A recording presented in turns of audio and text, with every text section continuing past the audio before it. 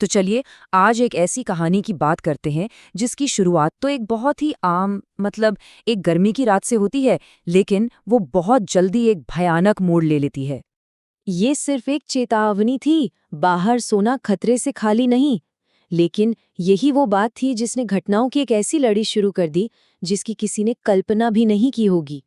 तो कहानी के 3 किरदार हैं, राघव, गोपाल और हरी। 3 दोस्त जो सिर्फ गरीबी से नहीं बल्कि एक ऐसी जानलेवा गर्मी से भी जूझ रहे थे जो मानो उनकी जान ही निकाल रही थी। अब वो एक अजीब सी कश्मकश में फंसे थे। एक तरफ घर था जो भट्टी की तरह तप रहा था, और दूसरी तरफ बाहर की दुनिया जहां तरह तरह के खतरों की अफवाहें थीं।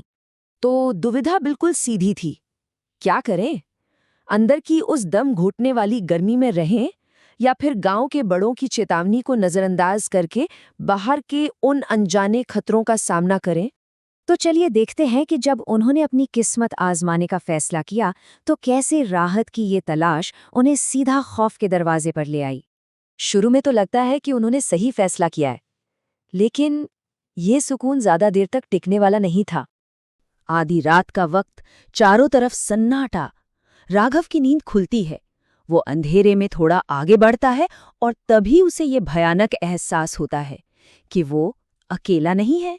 और ठीक उसी पल उसका सबसे बुरा डर सबसे भयानक तरीके से हकीकत बन जाता है। वो चुड़ैल उसकी मजबूरी का मजाक उड़ाती है और राघव बस अपने जान बचाने के लिए भागता है, अपने दोस्तों को वहीं उस खतरे के बीच छोड़कर। और यहाँ कहानी में एक बहुत अजीब मोड़ आता है। अब खतरे का जो स्रोत है वो सीधा राघव की खाली चारपाई पर जाकर लेट जाता है, ठीक उसके सोए हुए दोस्तों के बीच। और उन्हें इस बात की भनक तक नहीं है। उस भयानक रात के बाद बाहर सोना तो अब सवाल ही पैदा नहीं होता था। अब डर ने उन्हें एक नई योजना बनाने पर मजबूर कर दिया, एक ऐसी योजना जो शायद और भी ज्यादा खतरनाक थी।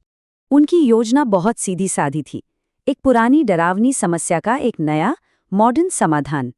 वो एक पंखा खरीदना चाहते थे। देखिए, ये सिर्फ एक मशीन नहीं थी, ये उनकी उम्मीद थी, उनकी सुरक्षा का एक जरिया थी। एक लंबी थका देने वाली गर्म यात्रा और दुकानदार से काफी मोल भाव के बाद ये कीमत तय हुई, 550 रुपए। ये उनकी उम्मीद की कीमत थी। उनके पास जो कुछ भी था वो सब।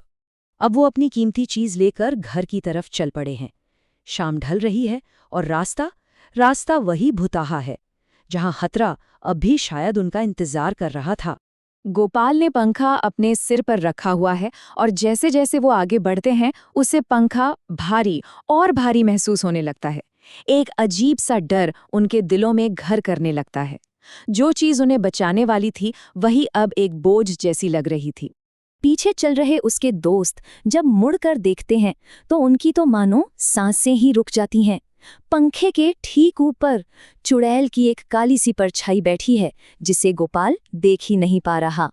और फिर वो सामने आ जाती है, उनका रास्ता रोककर खड़ी हो जाती है। अब टकराव आमने सामने का था। जिस चीज के लिए उन्होंने अपना सब कुछ दांव पर लगा दिया था, उसी ने उस बला को उनकी तरफ खींच लिया था। और बस यहीं से ये कहानी एक डरावनी कहानी से एक दर्दनाक हकीकत में बदल जाती है, जहां उस एक पंखे की कीमत बहुत भयानक रूप से सामने आती है। भगदड़ मचती है। घबराहट में गोपाल का पैर कहीं फंस जाता है और उसके दोस्त डर में अंधे होकर उसे देखे बिना ही आगे भाग जाते हैं। उस एक पल में उनकी दोस्ती टूट जाती है और गोपाल उस चुड़ैल का सामना करने के लिए अकेला रह जाता है। और फिर वो ठंडी डरावनी आवाज आती है, अब ये पंखा मेरा है और तू भी मेरा है। बस इन्हीं शब्दों के साथ वो चुड़ैल अपना शिकार कर लेती है और अंधेरे में गोपाल का गला घोट देती है। तो ये उस खौफनाक रात के आखिरी कुछ घंटे थे जो कहानी के सबसे भयानक अंजाम की तरफ बढ़ रहे थे। अगली सुबह दरवाजा खोलने पर उन्हें अपनी खोज का भयानक इनाम मिलता है। गोपाल की लाश दहलीज पर पड़ी है, उसकी गर्दन पर गला घोटने के गहरे निशान हैं और ठीक उसके बगल में वो चमचमाता हुआ नया पंखा रखा है, मानो उनकी हार का एक खामोश सबूत हो। और यही इस कहानी की सबसे खौफनाक बात है, इसकी विडंबना।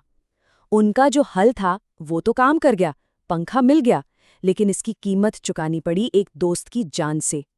अब उनके पास आराम देने वाली एक ऐसी चीज थी जो उन्हें जिंदगी भर सिर्फ खौफ और दुख ही देगी।